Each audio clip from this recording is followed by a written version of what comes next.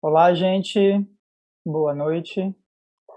Leandro Afonso aqui, hoje para falar do cangaceiro a Bacurau, 4 nordestes, 4 cangaços. Primeiramente agradeço a Socine pela oportunidade de falar mais sobre esses filmes, esse tema que me parecem tão importantes e, em alguma medida, apesar de Bacurau, ainda um pouco subexplorados. Então, acho que a ideia, sobretudo, dessa abordagem de hoje é trazer algumas interpretações e algumas provocações introdutórias, em alguma medida, pensando em Bacurau, e que buscam dialogar com essas obras icônicas do nosso cinema. É importante pensar que existem, sobre filmes de cangaço, já uma bibliografia imensa, algumas delas inclusive citadas aqui, e que devem ser sempre atualizadas, especialmente quando a gente pensa num filme como Bacurau. Como existem filmes, inúmeros outros filmes que poderiam estar aqui e não estão por um recorte que eu vou comentar daqui a pouco. Desde O Homem que Virou Suco, a Porta de Fogo, de Navarro, para falar de filmes bem diferentes entre si, filmados em lugares diferentes, inclusive, de fora do Nordeste, no caso do Homem que Virou Suco, e de muitos outros filmes que formam um ciclo de cinema de cangaço. Mas eu fui para o recorte do 4 cangaços e 4 nordestes, e não, por exemplo, 4 sertões, porque... Gente, peraí, deixa eu ver uma coisa aqui. Dani, pode botar o slide já de fundo? Porque eu acho que há um certo imaginário que persiste, que é muito mais ligado a um cinema do Nordeste, a um cinema nordestino, do que ao cinema sertanejo, digamos assim. E essa própria noção é muito problemática, porque a gente está falando de 9 estados, dentro de cada estado a gente está falando de diferentes áreas, de diferentes sub-regiões, de diferentes biomas, mas isso é um assunto que merece ser abordado em outra live. De qualquer forma, eu acho que também vale pensar no Nordeste como uma invenção, como uma construção, como um imaginário, e que merece ser discutido também em outros lugares. Mas o que eu acho importante trazer aqui, para a gente já começar a analisar os filmes e pensar nessa comparação, é entender o seguinte: a gente parte de uma análise dos filmes, de uma análise imanente, onde eu tentei trazer alguns nortes específicos. E esses nortes eu vou fazer questão, inclusive, de trazer um quadro comparativo entre os 4 filmes no final da apresentação, onde eu levo em consideração o que está impresso no título, na abertura e no desfecho de cada um dos filmes, como são representados os justiceiros, os professores e os antagonistas em cada um desses filmes.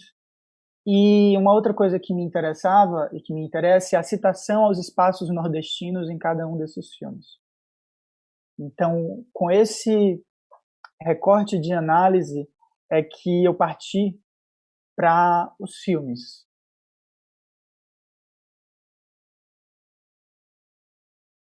Dani, só para efeito de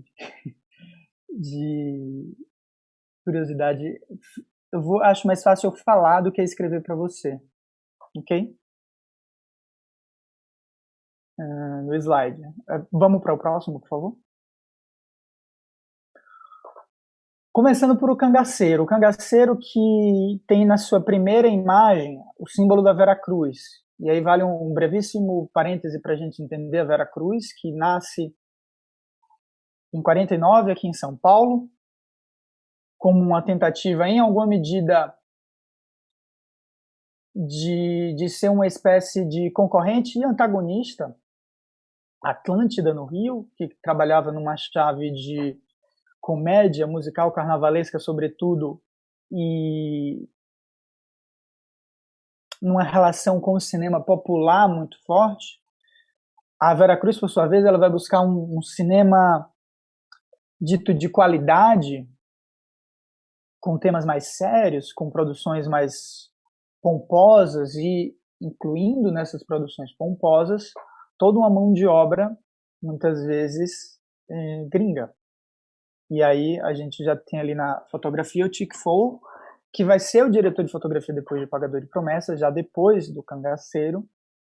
Mas antes da gente ir para esse lugar, é bom pensar que a Companhia Veracruz apresenta o Cangaceiro e a gente tem Alberto Ruschel, que vai ser nosso mocinho, e é bom a gente pensar nesse sobrenome Ruschel.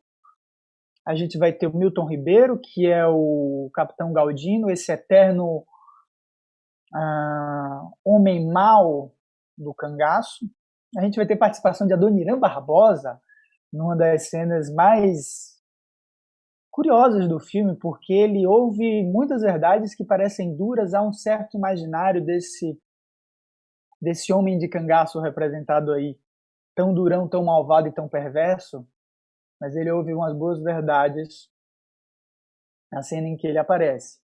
E uma das coisas que se traz para o Cangaceiro, como uma forma de questionar uma certa até legitimidade do Cangaceiro, é o fato de ele ser dirigido por Lima Barreto, filmado no interior de São Paulo, com atores, o Alberto Ruschel, o Gaúcho, o Milton Ribeiro, mineiro, com uma equipe estrangeira e com quase nada de Nordeste. Porém, vale lembrar, os diálogos são de Raquel de Queiroz, uma cearense que viveu contemporânea no tempo, logicamente, mas também ligada a um espaço onde se deu muito do cangaço. Vamos para o próximo slide, Dani? E, no entanto, o que a gente vai ver, apesar dessa presença de Raquel de Queiroz, é uma representação que vai ter uma cara, comparada aos outros filmes, muito pouco, muito diferente, vamos colocar com essas palavras. E tem já nesse início também, essa época imprecisa, quando ainda havia cangaceiros, um jogo que na prática a gente sabe que não é assim. E ali vem abaixo, qualquer semelhança com fatos, indivíduos, é mera coincidência. Isso é uma atitude simplesmente protocolar, porque a primeira música que escutamos, inclusive, é O Mulher Rendeira, que é uma música hoje, após muita pesquisa, creditada a Lampião, e tem como o compositor dela Lampião. Então é inevitável pensar nele e lembrar dele em boa parte do filme. Vamos próximo, Dani. E pensando nessa representação de Lampião, feito aqui em São Paulo, com uma equipe, boa parte dela estrangeira, pouco a pouco faz a gente entender de onde podem ter vindo essas referências além de Lampião. E aí eu faço questão de trazer esse trecho de Marcelo Didimo, do livro da dissertação de Marcelo Didimo, onde ele vai dizer o seguinte: A Lei do Sertão, um filme de Antonino Rossi, é outro filme que poderia fazer parte do gênero cangaço, mas a localidade sertão aqui se refere ao sertão da região sudeste, onde donos de grandes fazendas exploram seus capatazes, que são, na verdade, caipiras vestidos de cowboys. Dessa forma, abre-se um novo leque de filmes e, quem sabe, um outro gênero, que abordou essa temática que em nada tem a ver com o sertão nordestino. Dioguinho, dirigido por Carlos Coimbra, também se enquadra nesse perfil. Carlos Coimbra estreou como diretor em 54, com Armas de Vingança, filme que ganhou alguns prêmios em São Paulo no ano seguinte, inclusive de melhor direção e melhor filme.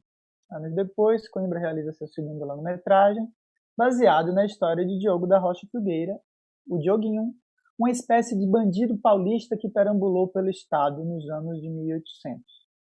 Com o sucesso de O Cangaceiro, Dioguinho passou a ser chamado de Lampião Paulista.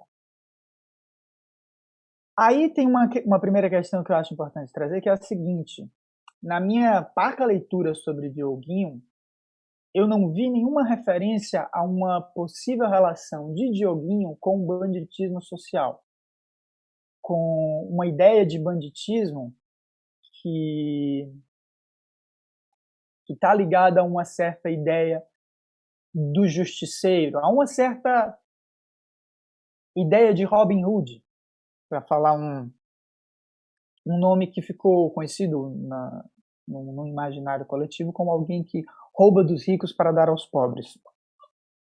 Óbvio que o cangaço e o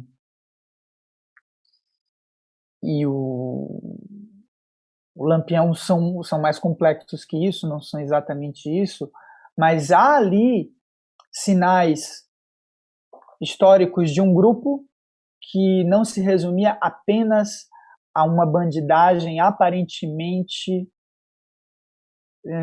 igual a qualquer outra bandidagem em qualquer outro lugar. E aí vai ter uma definição do Hobsbawm, salvo engano, está no próximo slide. Não, está aqui nas minhas anotações mesmo. Deixa eu ver aqui. Tá, aqui mesmo. O Didymo vai falar que o cangaço foi uma forma de banditismo social ocorrido no Nordeste do Brasil entre os anos de 1870 e 1940. Fenômeno universal e existiu em países como a Espanha, a Indonésia, o Peru, a China e a Ucrânia. Ou seja, o banditismo social, a ideia de banditismo social vai muito além do Brasil, vai muito além do cangaço. E o que é que a gente pode chamar de banditismo social, de acordo com Hobsbawm? O ponto básico, e aqui eu estou abrindo aspas para ele, o ponto básico a respeito dos bandidos sociais é que são proscritos rurais, encarados como criminosos pelo senhor e pelo Estado, mas que continuam a fazer parte da sociedade camponesa e são considerados por sua gente como heróis, como campeões, vingadores, paladinos da justiça, talvez até mesmo como líderes da libertação e, sempre, como homens a serem admirados, ajudados e apoiados. Por que eu trago essa definição aqui? A impressão que eu tenho, e aqui eu falo de impressão no caso de Dioguinho por ser uma pesquisa muito menor, é que não há no imaginário aqui em São Paulo um grau de admiração que há em alguma medida e em algumas camadas da população a Lampião em muitos lugares do Nordeste.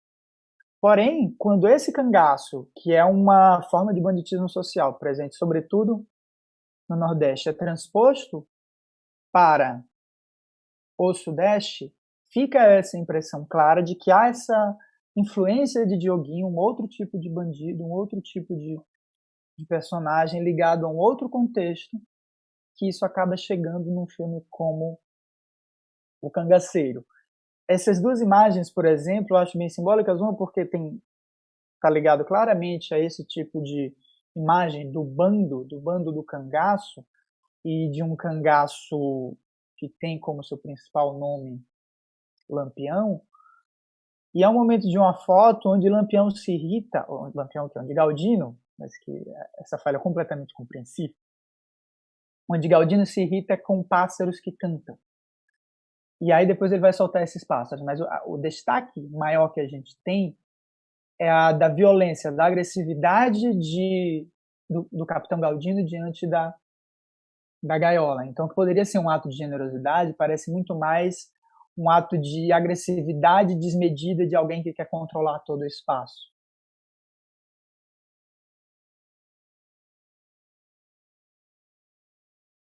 Vamos seguir aqui.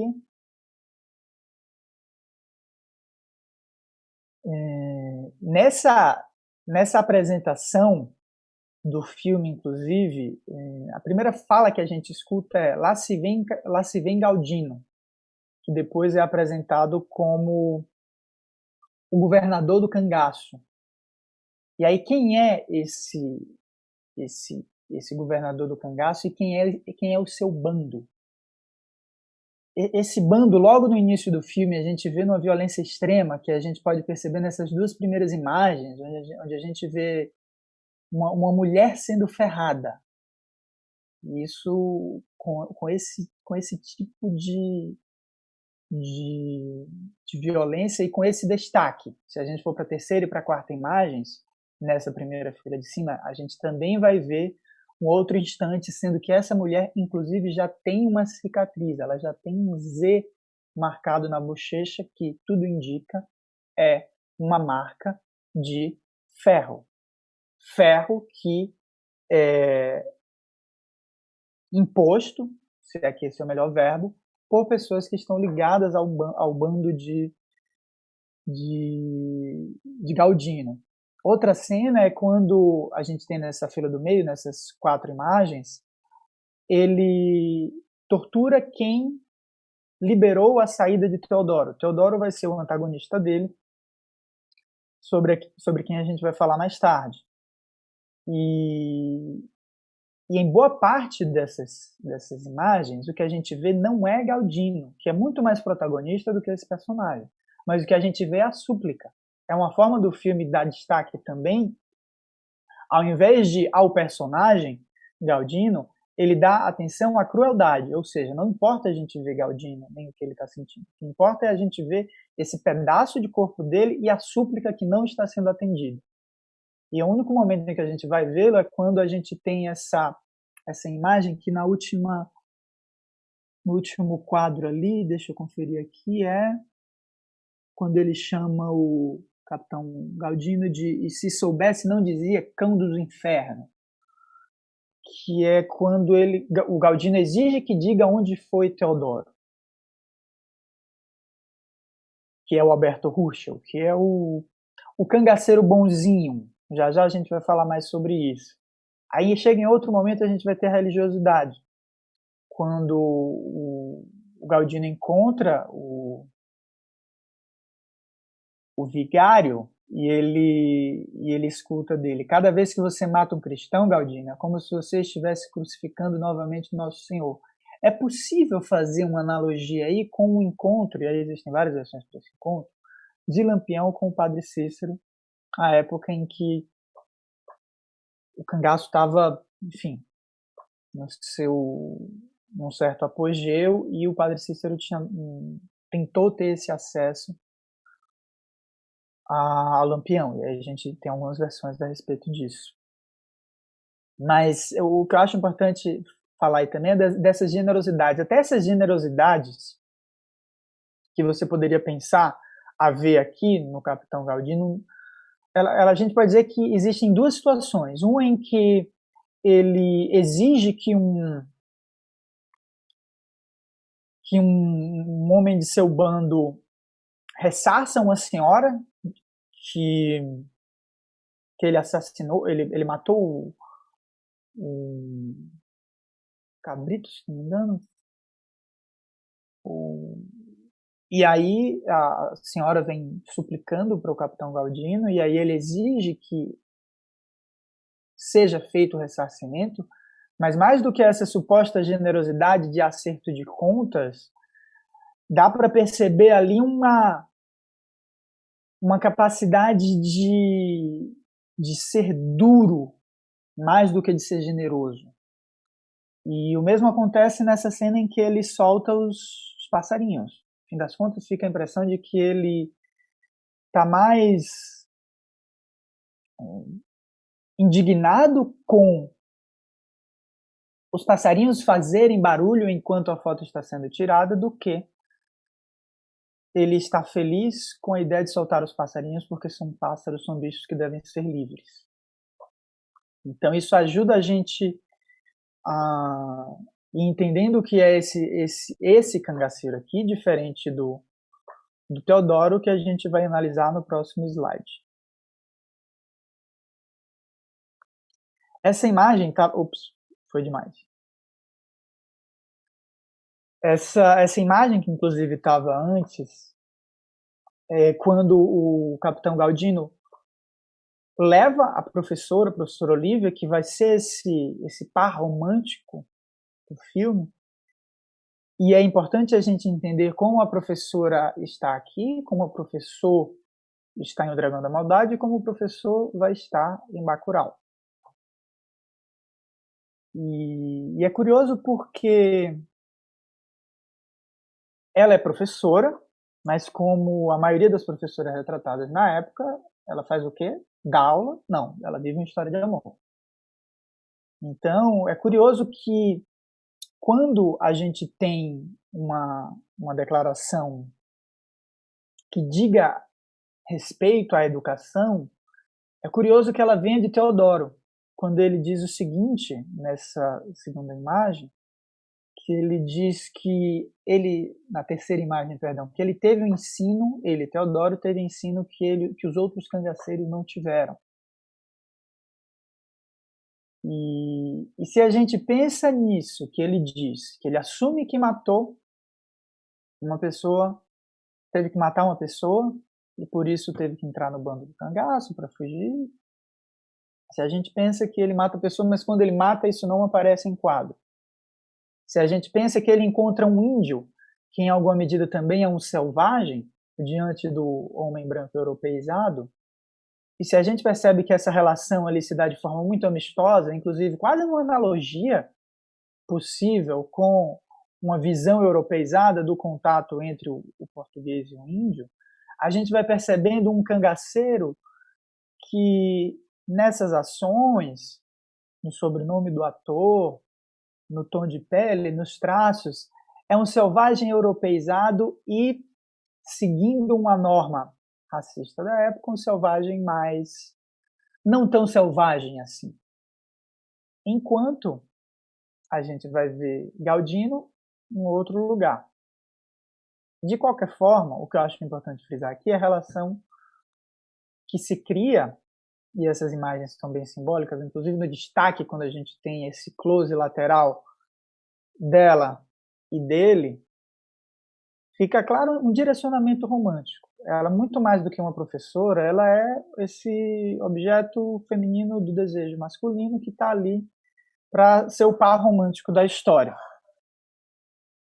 E um certo romantismo também a gente pode dizer que está inclusive nesse final, aí numa outra chave, que a gente pode dizer que é um romantismo trágico de um herói trágico que a gente vai falar lá no próximo slide.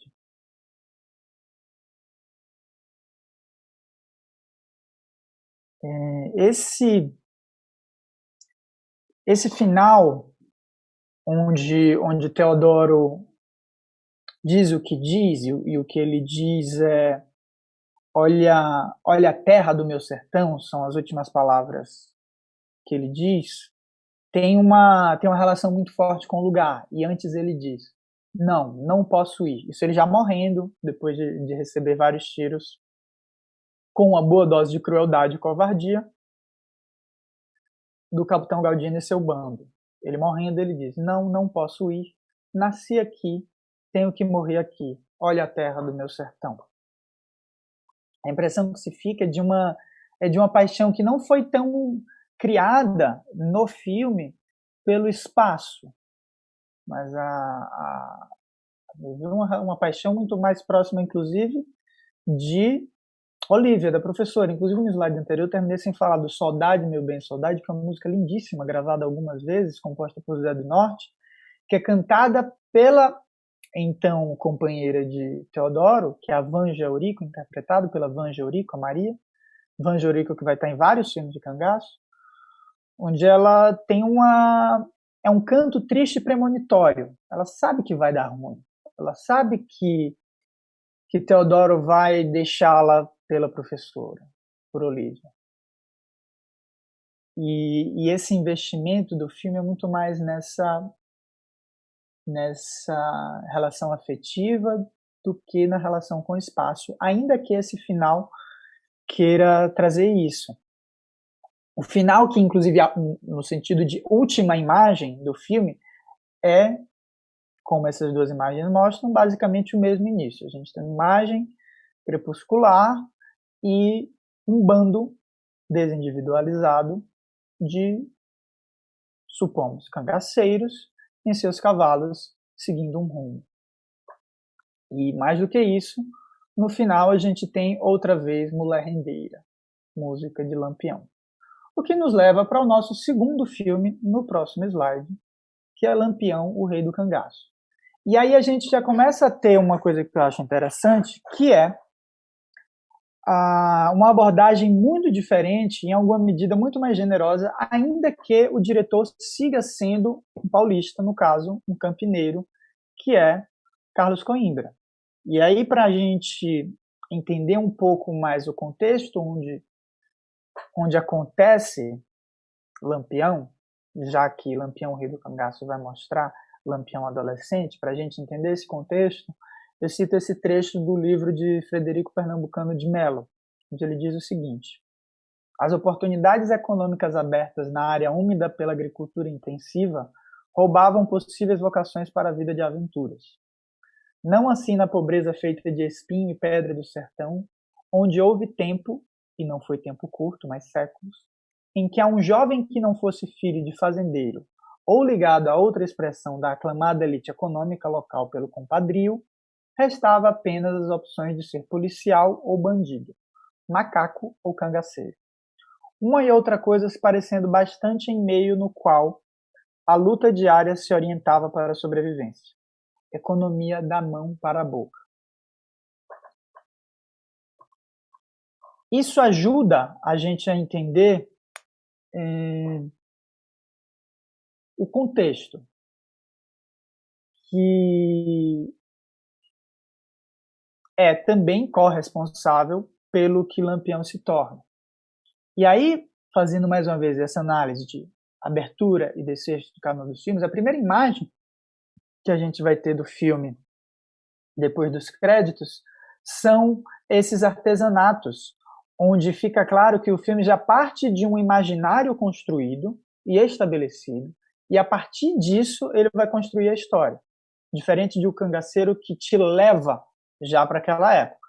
Aqui não, aqui a gente primeiro é apresentado a esse contexto, depois a gente vem para um mergulho no Lampião adolescente, e pouco a pouco a gente vai seguindo essa caminhada dele. Inclusive, eu acho bem simbólico que, com menos de 10 minutos de filme, a gente já tem algo que não teve em O Cangaceiro, que é a citação a um espaço que seja nordestino. No filme inteiro, O Cangaceiro, a gente não tem uma citação a um espaço, a um estado, a uma cidade nordestina. As únicas duas palavras próximas a que ouvimos são sertão e caatinga.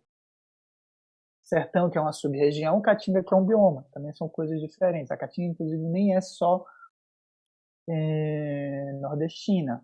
Mas, assim, o filme inteiro, o Cangaceiro, não traz nenhuma referência a nenhuma cidade, a nenhum estado, a nada do Nordeste em si. Apenas sertão e caatinga. Mentira, tem Paraíba numa música, e no final da música, onde a gente ouve Paraíba, a gente tem a segunda ação de tortura que eu trouxe naquele slide, na moça que já tinha um Z aqui marcado na cara. Parêntese fechado, de diálogo, volto a Lampião, o Rei do Cangaço. Esse diálogo é o seguinte: o João de Mariana pergunta, é daqui das Alagoas? E aí Lampião responde, Virgulino Ferreira na época, né? Não, de Pernambuco, do Pajeú. Pai veio pra cá mó de uma questão de vizinho safado. E aí, em outro momento, ele pergunta ao João de Mariana se ele tá só, e aí João de Mariana diz, cangaceiro nunca anda só, moço. Receio de encontrar a alma dos inimigos que matou. E aí cria-se essa amizade com João de Mariana. E aí, uma outra coisa que é bom salientar é o seguinte, Milton Ribeiro, que interpreta o cangaceiro mau, perverso, cruel, de O Cangaceiro, é aqui, enfim, são coisas diferentes, mas se a gente for falar, aí é mais um antagonista que não está personalizado. Esse antagonismo esse inimigo, vamos colocar assim, estaria mais para a polícia, os macacos, as tropas volantes, os soldados. Seguimos.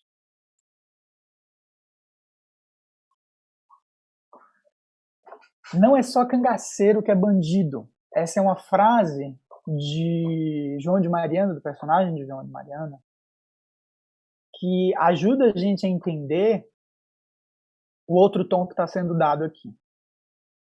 E se lá a gente ouve governador do sertão, em O Cangaceiro, aqui a gente tem a especificação, lá vem Virgulino Lampião, o maior governador do sertão, forma de canção, inclusive.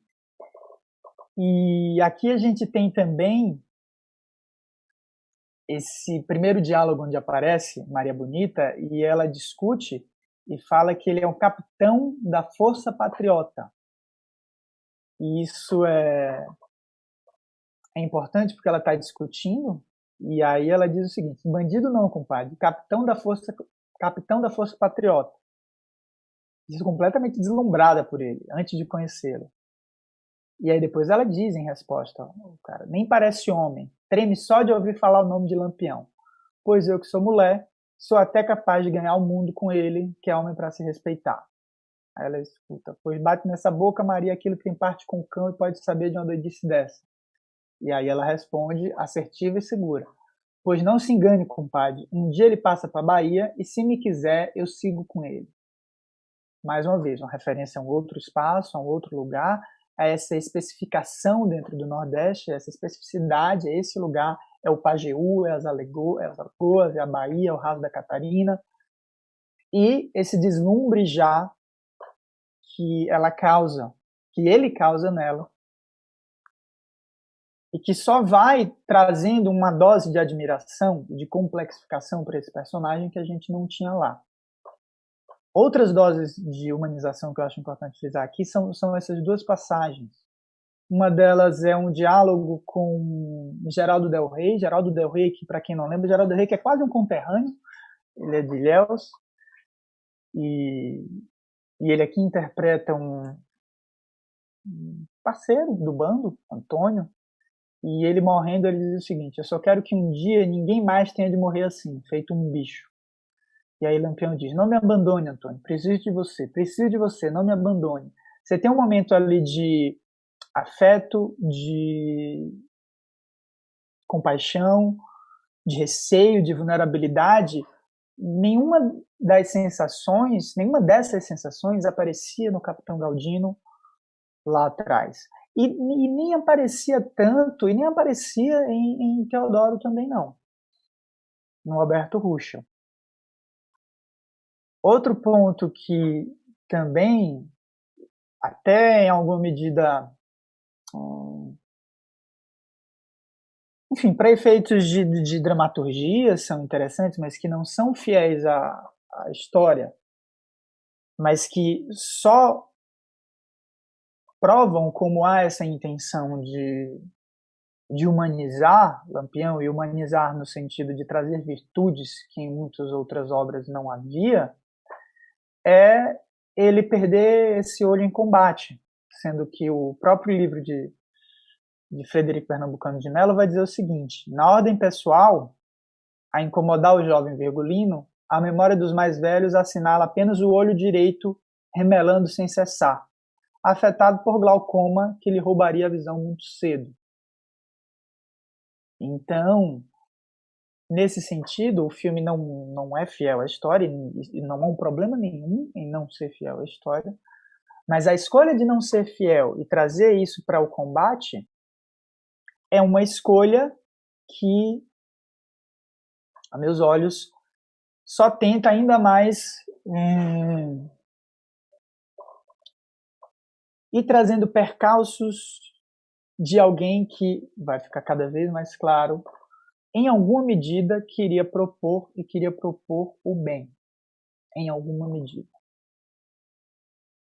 No fim vem essa frase de João de Mariana, já próximo ao instante em que Lampião será assassinado, quando ele Ele, João de Mariana, amigo de Lampião, diz o seguinte: deve dizer para esse povo que os macacos andam fazendo. Não é só cangaceiro que é bandido, os macacos são os policiais. E aqui tem uma imagem que eu termino não colocando, mas é muito simbólica, que é o momento em que policiais estão discutindo o que fazer com o Lampião. Estão falando que ele está desrespeitando, que aquilo precisa chegar a um fim, e a câmera está lá no alto, filmando o lustre.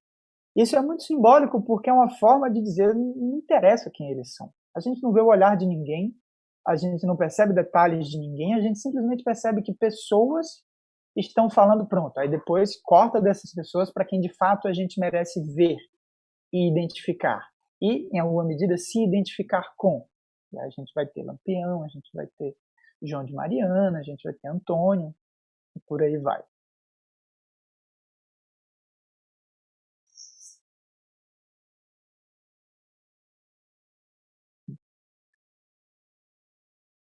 Aqui, já próximo ao fim, a gente tem essa cena que inclusive é muito bonita. Depois de Lampião cantar sobre saudade, sobre amor, de Maria Bonita cantar sobre amor, tem essa conversa entre eles dois, onde Lampião diz o seguinte: pensando, 21 anos de luta, tendo irmão e amigo morrer, matando sem medida, tudo isso para quê? O sertão continua o mesmo, o povo perseguido do mesmo jeito. Não tenho mais jeito de mudar não, Maria. O mundo para ser bom precisa se fazer outro. Aí Maria, Virgulino Ferreira, eu sei que o homem que eu é que sei o homem que é quando fura a caatinga, mostrando a valentia que tem. É como o vaqueiro pegador de boi. Sabe que um dia a caatinga se fecha e acaba com ele. Mas se não enfrenta o perigo, fica sofrendo, sentindo falta. Vaqueiro também se cansa, Maria. No sertão um toma conta, um chama-se dono, Lampião. Escolhi a vida de Lampião para viver e morrer com ele. Fala em morte não, Maria, é mau auguro. Pouco depois, Lampião morre.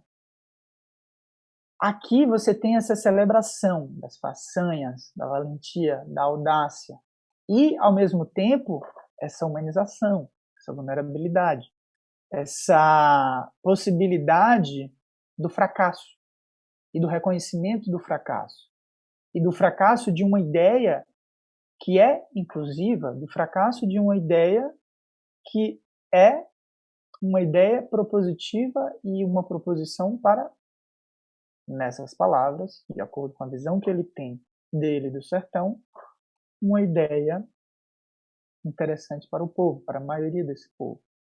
Nesse sentido, muitas dessas falas vão encaixar de forma muito precisa com o banditismo social de Hobsbawm, diferente do que acontece com o cangaceiro de Lima Barreto. Vamos agora para o final.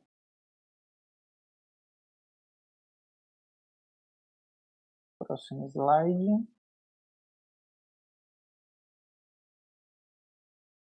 E aí a gente tem esse filme que é uma história de ascensão e queda, onde você passa a ter esse Nordeste especificado, diferente de lá, de O Cangaceiro. Aqui você acompanha Lampião adolescente, nas Alagoas, dizendo que veio do Pajeú, e você acompanha Lampião decepcionado com a própria história, sentindo que vai morrer, sendo assassinado e decapitado. Você tem essas citações aos lugares. Você tem uma coisa aqui que também vai ser curiosa de perceber, que é uma certa inversão, e que isso vai estar também nos outros dois filmes que a gente vai analisar, onde a gente tem Bahia, Sergipe, Alagoas, Pernambuco, Paraíba, Rio Grande do Norte, Ceará, Piauí, Maranhão. Esqueci algum? Se esqueci algum, perdão, gente. Eu acho que não. Mas onde você tem essa citação aos estados e o que vai além desses estados é o outro. E aí o outro é generalizado. O sul, sudeste. O oposto do que normalmente acontece, onde a gente tem Rio, São Paulo, Minas, Brasília e Nordeste. E aqui você tem essa inversão, que me parece interessante. Aqui você tem uma história cíclica, mas aqui individualizada. Se lá a gente começa e termina com um bando, aqui a gente começa com Lampião e termina com um menino, uma criança, seguindo com o chapéu de Lampião. Inclusive, tem esse comentário agridoce do João de Mariana, que é o personagem que aparece no terceiro quadro, respondendo ao menino. O menino disse que é um chapéu bonito, pergunta de quem era. E aí João de Mariana disse, era de um homem que nunca deveria ter posto esse chapéu na cabeça. Isso não impede, porém, o menino de colocar o chapéu na cabeça. E é com ele que a gente termina o filme, feito 5 anos antes de O Dragão da Maldade contra o Santo Guerreiro, que é o próximo filme que a gente vai analisar. E aqui a coisa começa a ficar interessante, porque se lá a gente tem Dioguinho, e no segundo filme a gente tem um filme que inclusive faz uma pesquisa baseada em 2 obras na época publicadas sobre o Lampião, a gente pode trazer uma terceira figura, ou melhor, uma segunda figura, que é Jesuíno Brilhante.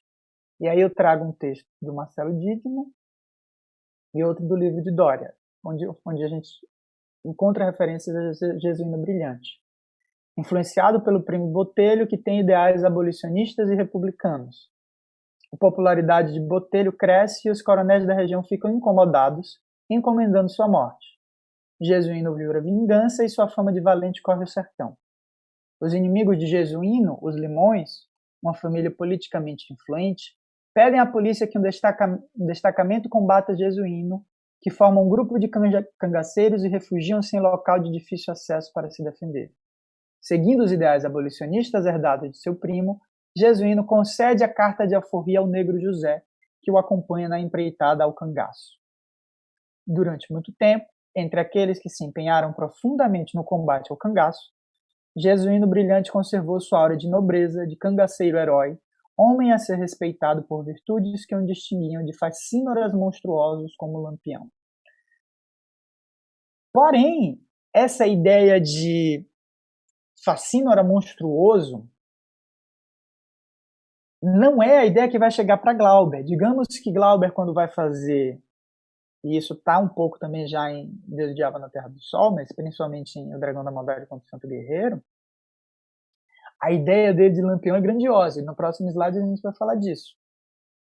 Mas antes disso, a gente precisa entender como o filme vai para a chave de símbolos, e eu vou tentar falar sobre alguns pontos muito mais específicos, já que é um filme extensamente analisado na nossa história, e seguir o padrão de análise de início e desfecho. Primeira imagem, pintura de São Jorge, e a primeira imagem do espaço real, a gente vê esse espaço árido, inóspito, onde vai entrar o Antônio das Mortes, que é o título internacional do filme, que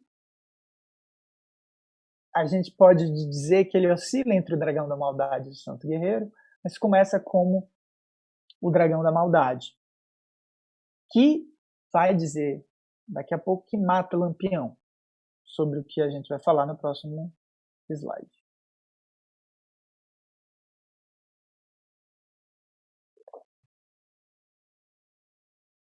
Essa primeira imagem é a primeira imagem com fala do filme, onde a gente tem o professor, lembrando da professora que a gente vai ter lá, lembrando do professor de Bacurau, onde a gente tem o professor fazendo 4 perguntas. Ele pergunta em que ano foi descoberto o Brasil, a independência do Brasil em que ano foi, os escravos em que ano foi e a república em que ano foi. Depois dessas 4 perguntas, ele pergunta a outra pergunta aos olhos e ouvidos dele, óbvia. Brasil, independência, fim da escravidão, república e Lampião. Em que ano Lampião morreu? E aí, depois dessa 5ª pergunta, que é em que ano Lampião morreu, corta a cena.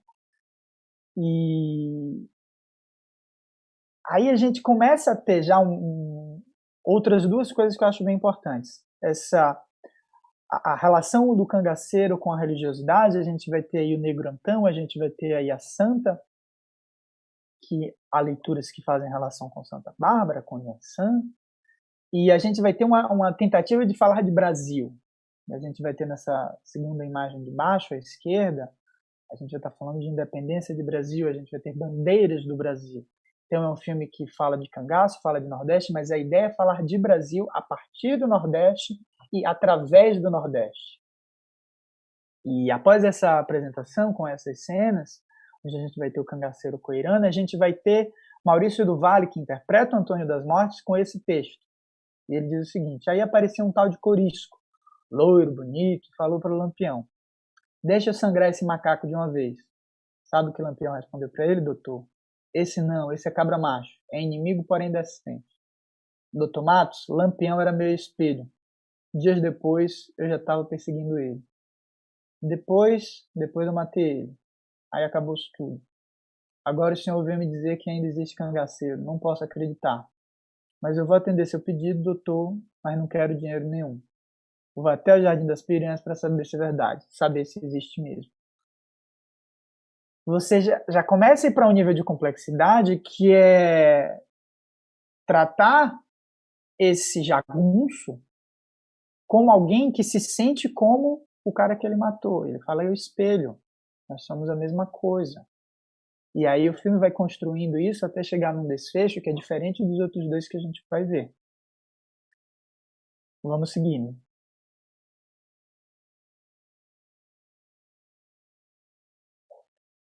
Aqui a gente vai ter professor, delegado e Laura. E aqui eu acho importante ler essas duas frases primeiro. A primeira é do delegado, onde ele diz o seguinte: o pessoal do Sul, mais uma vez, o Sul, virando uma coisa só, que vai botar dinheiro, que vai investir, exige ordem. É preciso acabar com essa fama de violência no Nordeste. E depois a reforma agrária vem aí para acabar com os conflitos. Depois ele fala com o professor o seguinte: professor, o que vai salvar esse país é o dólar dos americanos. Ao que o professor responde: vai salvar o país ou vai salvar o bolso de quem recebe? Isso é muito simbólico, porque aqui já estão sendo dadas pistas de como vai ser tratado esse delegado e de onde, na visão do filme, está o problema. O professor que nessa cena, inclusive, disse que não recebe há 6 meses. Depois, nessas imagens, aqui tem um instante em que o Antônio das Mortes, ele sangra, ele não chega a matar, mas ele atinge o Coirana, e aí depois de atingir, ele olha para a câmera, e o que a gente percebe não é alguém feliz por ter feito o que fez. Essa crise, digamos, existencial já está chegando. O que é que eu estou fazendo? Por que eu estou fazendo? E outra cena que eu acho que também vai trazendo nuances a isso é quando Laura conversa com o delegado Matos. Laura que é casada com o coronel, que já vai chegar, e ela está querendo que o delegado assassine o marido dela, e ele diz: mas Laura, entenda, eu não sou assassino. E ela responde: você é delegado, você prende e mata para ajudar Horácio e não é assassino? É assassino sim, é assassino de segunda. Vamos seguindo. O jagunço e a santa. A santa aparece ali, e aí você tem essa frase do Antônio das Mortes, que diz o seguinte: Dona Santa, já andei por mais de 10 igrejas, não tenho um santo protetor, mas eu juro que eu só vim aqui para saber se era verdade, se existia cangaceiro mesmo. Pois eu pensava que Corisco tinha sido o último, mas eu não quero matar, e se eu matei seus pais, seus avós, seus irmãos, me perdoa, Dona Santa. E a santa responde: quem mata o irmão é jogado no fundo do mar. Vá embora, Antônio, cruze os caminhos do fogo do mundo, pedindo perdão pelos crimes que você cometeu. E aí você tem essa santa, essa santidade, Coirana, o cangaceiro e o jagunço, todos juntos no mesmo quadro, que é o que a gente tem nessa segunda imagem. Mais adiante, quando a gente vai ver o Coirana, enfim, nessas condições, você tem o jagunço e o professor já juntos, e ele chama o professor para ver, os dois mais uma vez olhando para a câmera. Nessa aqui é uma das imagens mais icônicas do filme. E aí tem um outro momento onde vai ficando mais claro quem é o inimigo para o filme, que é quando o jagunço, o Antônio das Mortes, diz ao delegado: Deus fez o mundo e o diabo o arame farpado. Se o coronel pecou, ele tem que pagar. Só estou te pedindo isso, doutor. Vai até ele e leva meu recado. E aí o delegado quer que Antônio mate o o coronel e oferece um suborno, oferece uma propina. E aí Antônio das Mortes diz o seguinte: o senhor é um homem letrado, mas minha ignorância tem vergonha. Eu só vou matar o coronel se ele não atender meu pedido. Não é uma questão de dinheiro.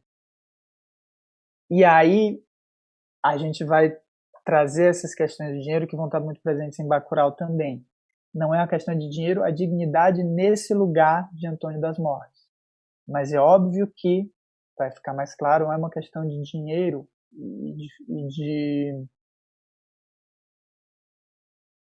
e de forma como o dinheiro vem, o que a gente vai poder perceber no próximo slide. Antes desse duelo final, que na verdade não é um duelo que não é só entre duas pessoas, mas a gente tem o coronel e a gente tem Antônio das Mortes e a gente tem a chegada do coronel. E aí eu peço para você, Dani, se der para dar um zoom nessas imagens aí, onde a gente tem a forma como o coronel é levada, que é absurdamente escravocrata, e a própria Laura vai dizer em algum momento que o marido escravizou essa gente, e aí chega esse momento da... Pode voltar, Dani, agora, normal.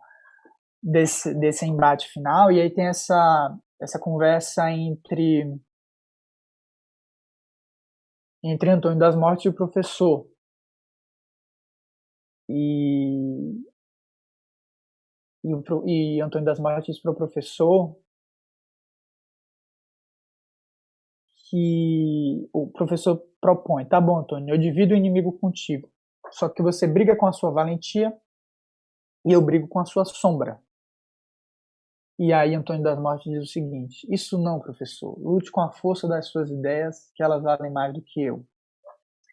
E depois aí você tem esse embate final, que traz um desfecho diferente. Você tem esse inimigo, ou a morte final, não é do cangaceiro. Você tem essa releitura do cangaço clara, mas você tem uma reescrita do cangaço, e aí você vai ter inúmeras possíveis leituras simbólicas, mas eu trago aí o que está ali impresso, onde a gente percebe a santa, o negro Antão, juntos, e ele como sendo esse santo guerreiro,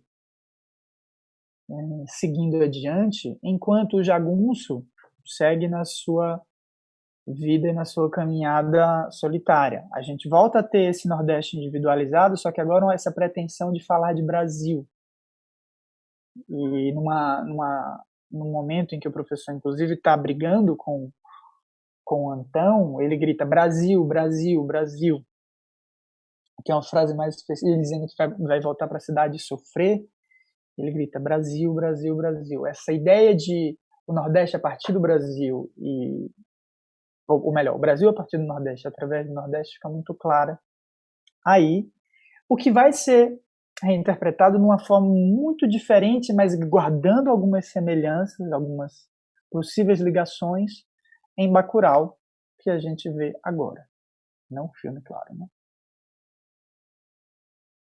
E essa apresentação de Bacurau me lembra, inclusive, um caso curioso de um colega meu, colega do tempo da faculdade, onde ele demorou para ver Bacurau e ele começou a ver, depois mandou mensagem no grupo onde a gente participa, cuspindo fogo, dizendo: que coisa horrível, que filme medonho, não tenho mais paciência para isso. Nordeste, falta água, sertão e tal. E ele, alguém como alguém do sertão, disse que não tinha mais paciência para isso. Eu falei: veja o filme, rapaz, veja o filme.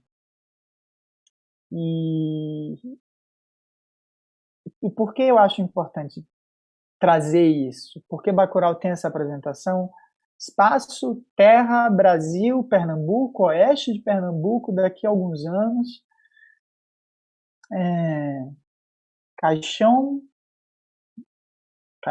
mortes, espaço inóspito, ambiente rural do Brasil, onde a gente vê um caminhão de água potável. Você tem todo um imaginário de Nordeste já claro aí, onde você vai ter mortes, você vai ter um lugar distante dos grandes centros urbanizados, você vai ter ruínas da educação, a escola municipal que está desativada, que está às traças, e você vai ter um fugitivo.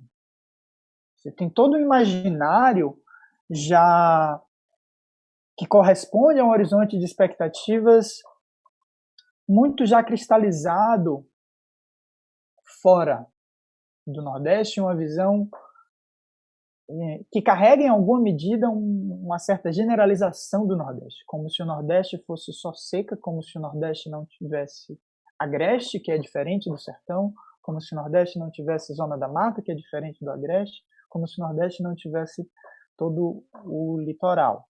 Mas essa apresentação corresponde a todo esse horizonte de expectativas que é muito antigo e que tem como um dos responsáveis o Cangaceiro lá em 53. Mas seguindo com o filme e seguindo com a apresentação, a gente vai para o próximo slide.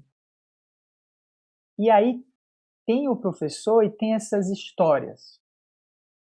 E aí eu trago 3 frases do professor que eu acho que são mais simbólicas do que parecem. Primeiro é ele falando no discurso da morte de Carmelita, mãe dele, mãe, avó, mãe, né? Agora eu fiquei em dúvida, mãe. Onde ele diz que ela teve filho pedreiro, cientista, professor, médico, arquiteto, michê e puta, mas ladrão ela não gerou nenhum. E há num certo imaginário de um determinado tipo de pensamento, uma criminalização, digamos, de michê e puta, para usar a palavra que ele usou, no mesmo lugar onde se criminaliza o roubo, mas ele deixa claro na visão dele que não são coisas equivalentes. Um outro momento é quando ele fala para Lunga: você escreve muito bem, Lunga, não devia ter parado. Isso aí quando Lunga é reconvocado. E outro momento, que aí vai estar em sintonia com uma diferenciação de Bacurau para os outros filmes, que é a comédia, quando ele diz: a gente está sob um poderoso psicotrópico e você vai morrer. Quando ele diz isso para Tony Júnior.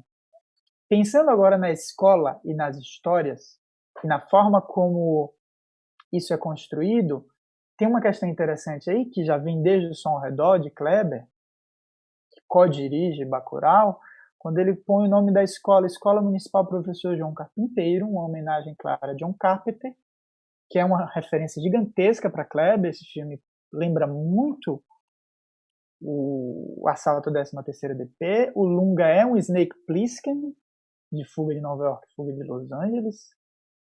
Em alguma medida, é clara a referência, inclusive, a botinha, se é que a gente pode chamar assim. E é bom para a gente pensar num certo tipo de escola e de educação cinematográfica, que um conjunto de filmes como esse é capaz de trazer. E eu acho ainda mais importante a gente perceber, além do já batido comentário de que o filme se resolve no museu, essa imagem final, essa sexta imagem, a terceira de cima para baixo, a segunda da esquerda para a direita, onde, e aqui eu vou usar as palavras exatas da personagem, o que a gente escuta é o seguinte: a gente vai limpar aqui tudo, lavar bem o chão, mas na parede ninguém toca. Eu quero que fique assim, exatamente do jeito que está, infelizmente. E deixar exatamente do jeito que está, infelizmente, eu acho que é muito simbólico para a gente pensar, inclusive, uma forma de olhar para os filmes e para a história e não fugir dela. Está ali. E, infelizmente, está ali. Bacurau é o que é porque sofre invasão. E deixar aquilo impresso é uma forma de dizer a todo mundo que ainda está em Bacurau o que aconteceu e como Bacurau reagiu àquilo. Então pensar nisso, eu acho, e pensar nisso como história, pensar nisso como escola, Pensar nisso como uma outra forma de educação me soa muito interessante para a gente pensar Bacurau, para a gente pensar uma história de filmes e nossa história através dos filmes. Seguimos com essa pequena cidadezinha inocente no cu do mundo. E aqui é a tradução para a fala de Udo Kier. Little Innocent Shithole Town. Se não me engano é isso que ele fala. E aqui eu trago a questão do dinheiro. Quando a gente tem, inclusive, alguns dos momentos mais cômicos do filme. Quando, lá no início, a gente tem o professor tentando achar Bacurau no mapa e não acha. E uma das crianças, que vive, logicamente, no mundo real, já sabe que muitas vezes é possível acontecer. E ela pergunta, professor, não precisa pagar para entrar no mapa, não? E uma outra criança, em outro momento, vai responder aos sudestinos que chegam. Quem nasce em Bacurau, que é sudestino, mas depois o cara vai dizer que é do sul, né? E ele pergunta, quem nasce em Bacurau é o quê? E a menina responde, a gente. É uma forma de, em alguma medida, demarcar um território de... Podemos ser subalternizados em muitos aspectos, mas isso não nos torna menos gente que vocês. Em outro momento que eu acho maravilhoso é quando a gente tem o Tony Júnior chegando, ainda sem saber o que houve com o Duque, o prefeito, e ele diz, o que foi que houve aqui, gente? Cadê os gringos? Cadê os turistas? E são essas duas imagens do meio, onde logo depois ele percebe o Duque chegando. E aí o Duque vem e grita dinheiro, dinheiro. E essa cena é muito hilária, enfim, não vou, a minha descrição não dá conta da comicidade da cena. Mas aí ele dizendo, eu te conheço, rapaz. E, enfim, quem viu sabe, quem não viu, veja. E aí o filme começa a trazer determinadas ironias que infelizmente são mais cômicas do que, infelizmente, pensando no diálogo com a realidade. Mas quando a gente tem dois dos personagens gringos, e são aqueles na segunda imagem, na primeira fila, onde eles olham para as roupas com sangue e dizem malditos selvagens. Sendo que eles são os personagens que estão marcando pontos por matar gente. E em outro momento, mais embaixo, a gente escuta o Udo Kier falando tanta violência. Sendo ele alguém que comandou e liderou boa parte dessa violência. Para finalizar, vamos para o último slide, onde eu trago aí uma compilação dos nomes usados, se não me engano, são pelo DJ Urso, né? Que ele chama o Tony Júnior de pai da mentira, cu de caroço, demônio desalmado, filho de uma rapariga. E podemos dizer que o filme acontece e Bacurau faz o que faz também porque fica subentendido Tony Júnior, que é tudo isso, permitiu essa invasão. E aí, depois que houve essa invasão, houve uma reação de defesa, e no final, o Duque dizendo, é só o começo, e aí eu ponho ali, é só o começo, ele afirmando, né? Decisão do The Beginning, se não me engano. E aí, cabe uma pergunta que transcende o filme, e aí, pensando nessa frase de Udo Kier, pensando no que é o filme, pensando na violência que liga todos esses filmes, pensando em Jesuíno Brilhante, pensando em Lampião, pensando em Lunga, transposto para o século XXI, Lunga que é o justiceiro, perseguido pela justiça, respeitado no seu espaço, não sendo uma figura unânime, mas essa figura que consegue defender em alguma medida aquele lugar que sem polícia, aquele lugar que sem apoio do Estado, aquele lugar completamente desassistido, precisa se defender, tem o direito de se defender. E aí eu trago, enfim, perguntas retóricas que eu acho que valem ser feitas no filme como Bacurau, que é perguntar de onde vem a violência, por que vem, quem ganha e quem perde com ela, e o que pode ser feito de diferente.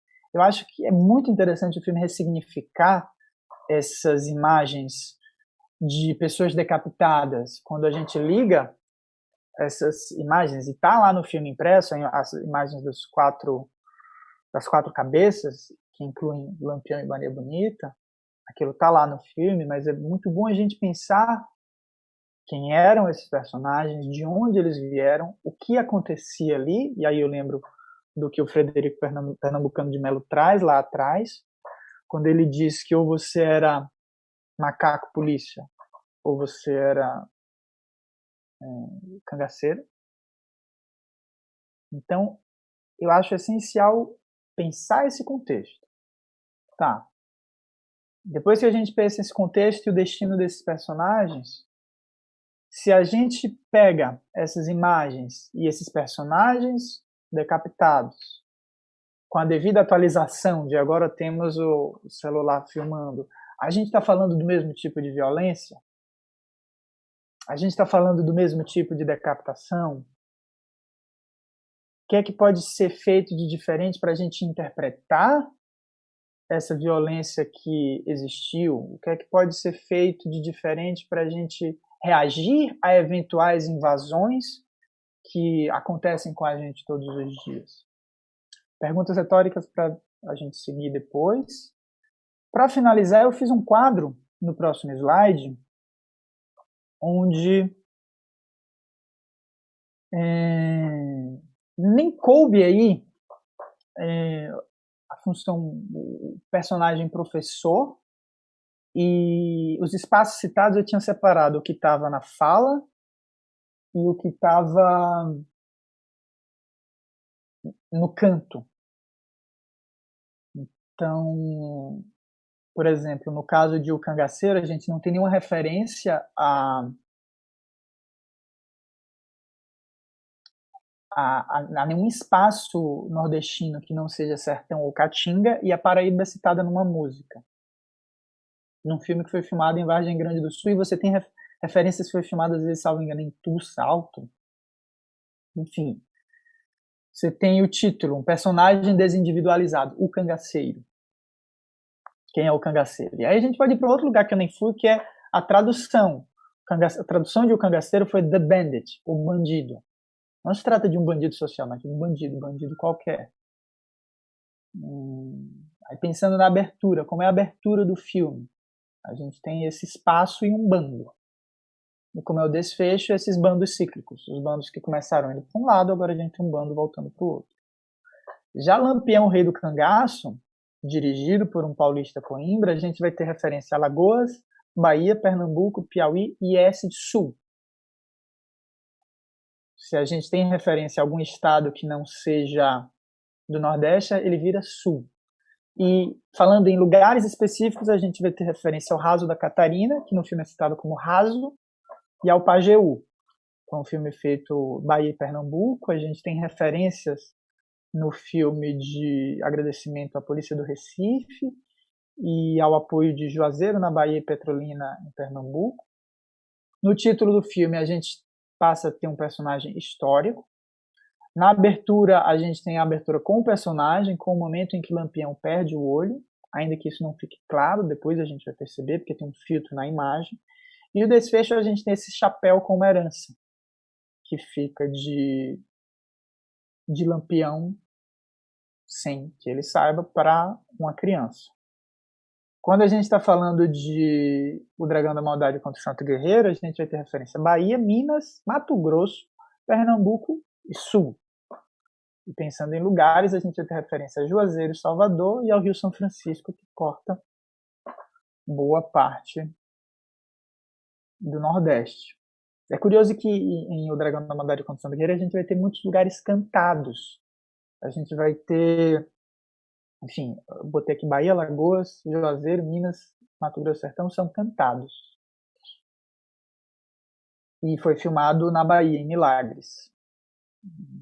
Na abertura a gente tem a pintura, em cima dessa pintura informações, descrevendo o que é o jagunço, o que é o cangaceiro, o que é o coronel, se não me engano. E o desfecho você tem o Antão, a Santa seguindo o rumo, Antão, supomos, sendo esse santo guerreiro agora, e o jagunço solitário no seu fim, na sua crise existencial. Enfim, estou resumindo grosseiramente, um filme que é mais do que isso. E em Bacurau a gente vai ter referência a Bahia, Pernambuco, Rio e São Paulo. Tem referência ao Maranhão também, eu nem coloquei, mas coloquei São Luís, não coloquei Maranhão ali em cima. Porque o professor fala de São Luís, é um avião que está indo de São Paulo para São Luís. Aí a gente tem SE Sudeste, não é Sergipe, e por isso que eu botei entre aspas ali, não é um estado, mas é região. A gente tem a referência Sudeste e Sul. E pensando em espaços específicos, a gente tem uma referência ao Didier Urso de Araripe e a São Luís na fala do professor. As locações foram em Parelhas, o título é a cidade, é o espaço, a abertura é o espaço no sentido literal mesmo, mas depois é o espaço físico do oeste de Pernambuco, no filme, e o desfecho é o triunfo da resistência contra o invasor. Eu acho que vai para um lugar ainda mais específico, onde você, claro, pode encontrar um diálogo muito próximo em O Dragão da Maldade, mas O Dragão da Maldade contra o Santo Guerreiro vai para uma chave de simbolismo, a meu ver, maior, e também ele, para nem falar da parte cômica, ele tem essa invasão de forma menos clara, além de não ter essa tensão dentro do próprio país, que fica clara em Bacurau. Enfim, 8h15 já, acho que fizemos uma boa divagação.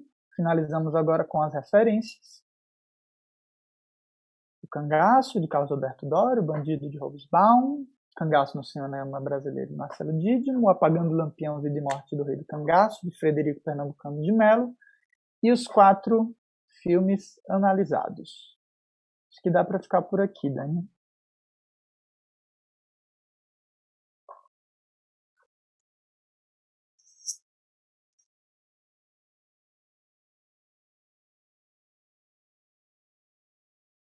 Não tivemos perguntas? Que maravilha!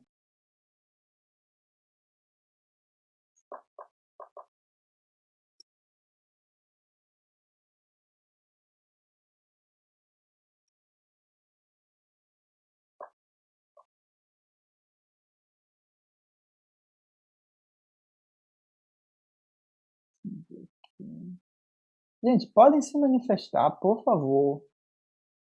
É gratuito, é inodor, inodor não, né? É indolor.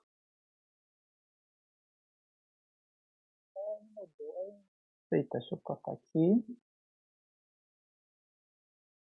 O YouTube disse que tem 11 pessoas assistindo agora, então quero acreditar que parte de vocês pode agregar.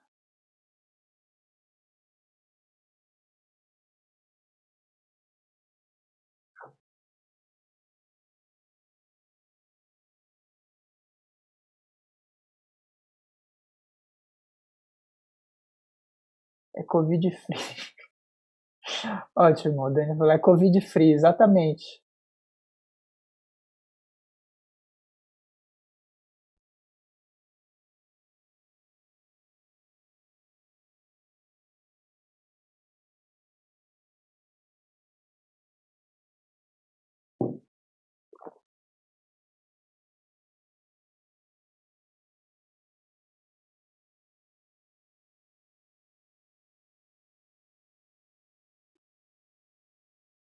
Bacurau, o fenômeno Bacurau.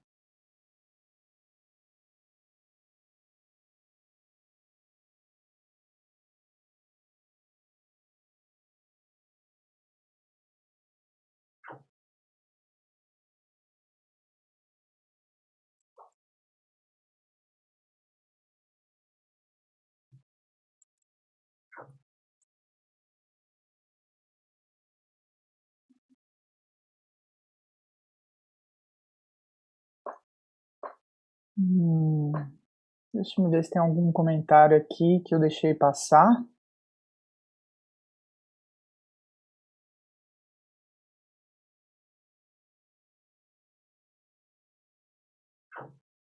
A Dani falou aqui que uma coisa que eu tinha comentado, que eu sinto que para muita gente não era tão óbvio que Lunga seria um cangaceiro, ou um cangaceiro moderno, ou uma reinterpretação de cangaceiro. Mas isso era uma impressão que eu tinha.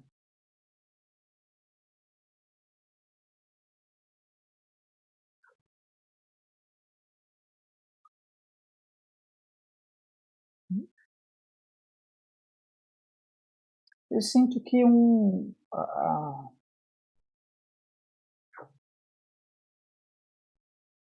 essa ideia de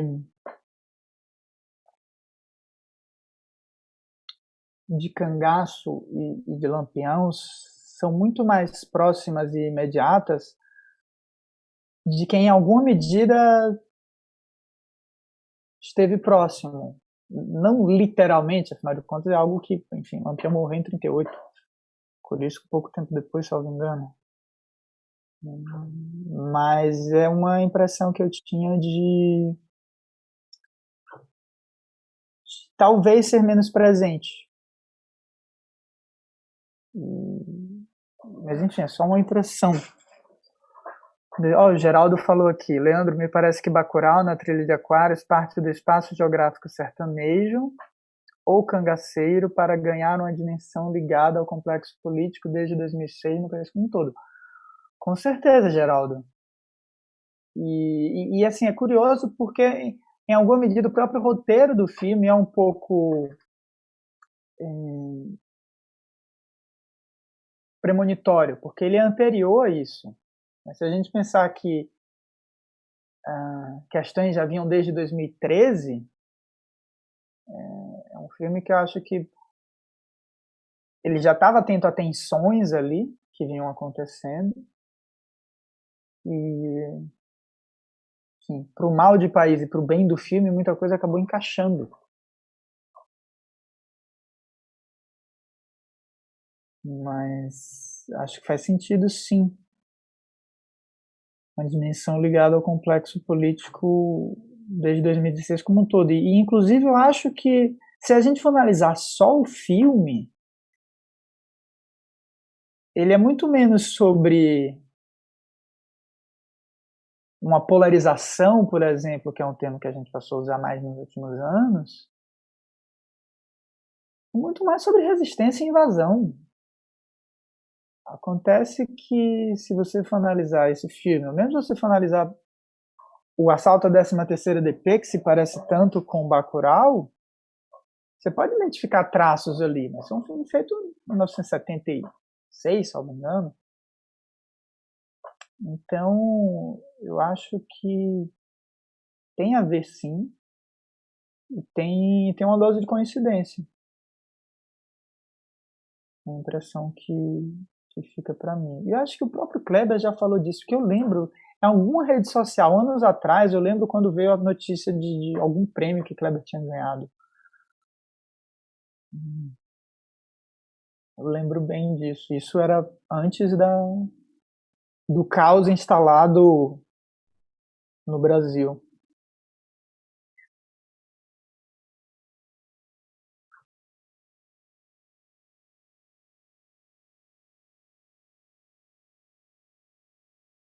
Será que o povo está todo preocupado com as eleições estadunidenses? Faz todo sentido. Infelizmente, trazendo infelizmente de Bacurau, não no sentido que não devamos estar, mas no sentido de estamos nos preocupando com isso de uma forma que muitas vezes não usamos para nos preocupar com coisas mais próximas e mais imediatas. Mas faz parte.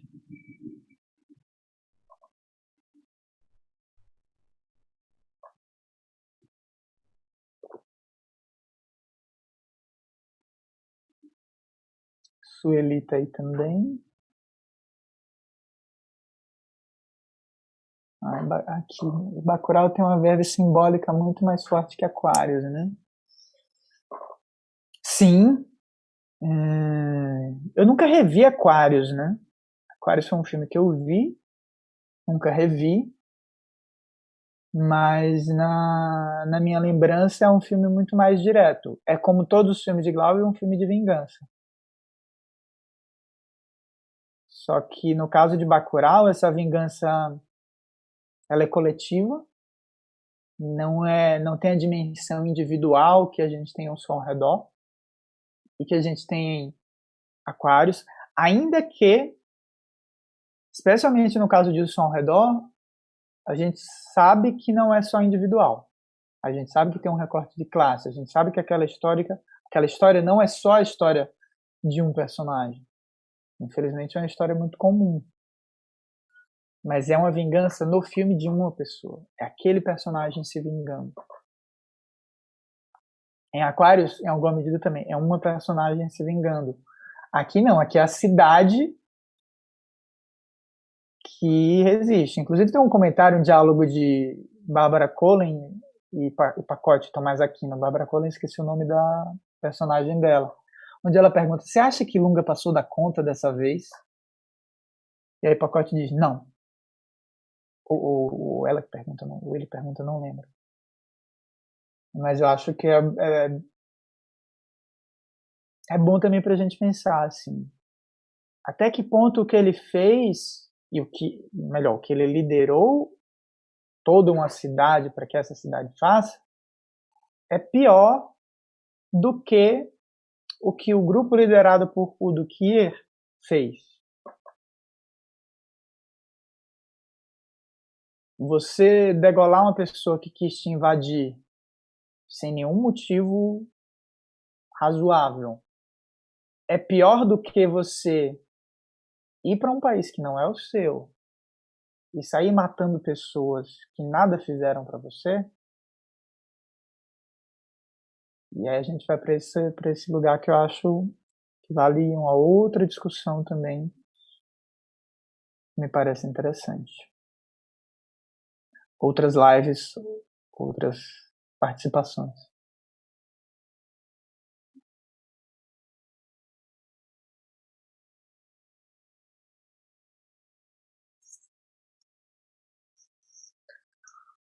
Bom, acho que ficamos por aqui então, né? Opa, peraí. Geraldo, eu remontaria ao ideário glauberiano anti-imperialista também, e a retomada do termo sem o complexo quixotesco dos últimos 40 anos. Sim, Glauber, Geraldo. Inclusive, eu adoro trabalhar com estética da fome e estética do sonho do Glauber em sala. E é inevitável você fazer relações. E eu acho que o Bacurau é muito interessante também, porque não é glauberiano, a meu ver, mas não é um filme de Glauber. Não é um filme que Glauber assinaria. O que não quer dizer que não seja um filme que Glauber admiraria. E eu acho isso maravilhoso. Glauber gênio maravilhoso, mas outros cinemas, outros tempos, outras visões que vão dialogar e vão estar em outro momento. Mas óbvio que isso remonta ao texto de Glauber, a Glauber falando da necessidade da gente se reencontrar com a nossa ancestralidade afro-ameríndia.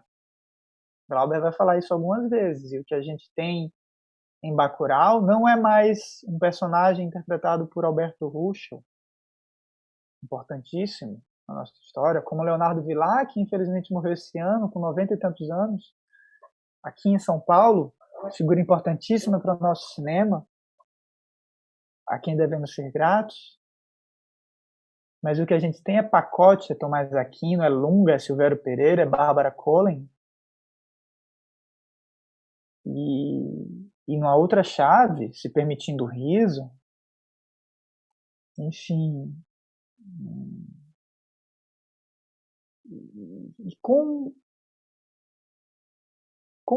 uma personalidade, assim, um filme com uma personalidade, com essa capacidade de falar de Brasil, com essa capacidade de falar de temas complexos, com essa capacidade de alcance, que com certeza pede muitas e muitas discussões com enfoques muito diferentes, que vão além daqueles que eu trouxe aqui para avaliar 4 filmes riquíssimos de significado. Então, tentei para um recorte muito específico, onde a gente pode falar de professor, como eu falei, da professora, que é um par romântico, é um filme, que é alguém que não recebe há 6 meses e vive bebendo e comprou a luta com o jagunço, com esse de agora que está vivendo num futuro distópico, onde você não tem polícia, onde você toma um psicotrópico e fica legal, onde nudez é incentivada, enfim. E aí são outras discussões. Que me lembram, inclusive, discussões que estão ativas no grupo com o Rubens Machado. Mas aí é uma outra questão que ele e outras pessoas podem trazer também.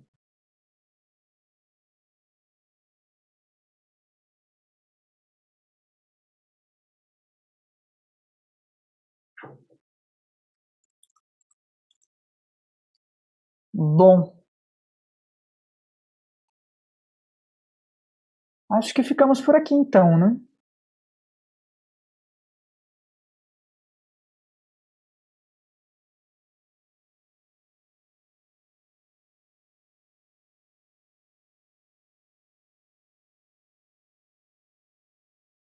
Valeu, obrigado, Geraldo.